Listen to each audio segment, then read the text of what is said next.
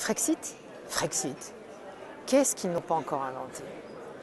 On connaissait le Grexit, qui peut se traduire par mettre la Grèce dehors. Le Brexit, là, ce sont les Anglais qui pourraient prendre la porte.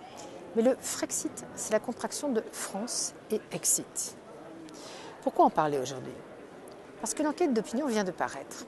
Elle était commanditée par l'Université d'Édimbourg, en Écosse, et elle interroge les citoyens de 6 États européens sur ce qu'ils pensent d'un départ de la Grande-Bretagne. Donc en fait, le sujet, c'est bien le Brexit. Au passage, on apprend que les Français considèrent que le départ des Britanniques ne serait pas si grave. En cela, ils se distinguent de leurs voisins espagnols, irlandais, allemands, suédois et même polonais, qui sont de fervents partisans du Remain. Mais ce qui fait parler est une question posée au détour du sondage et qui dit « Souhaiteriez-vous que la France organise un référendum sur son appartenance à l'Union européenne ?»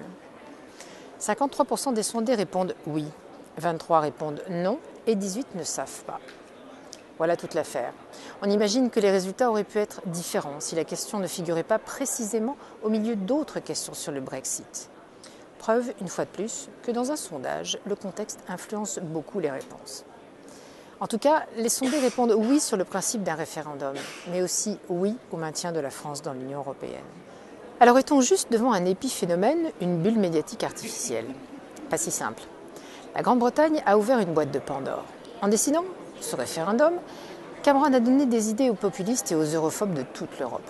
Et on sait que la France est bien pourvue de ce côté-là. Il y a à l'extrême droite, à droite et même à gauche des gens pour expliquer qu'on est plus influent quand on est isolé et plus fort quand on est seul.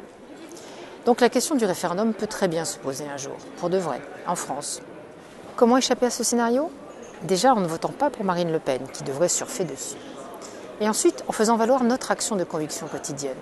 Vous qui croyez en Europe et ses valeurs, il faut le dire, et même le crier très fort, et surtout parce qu'elle connaît des difficultés aujourd'hui.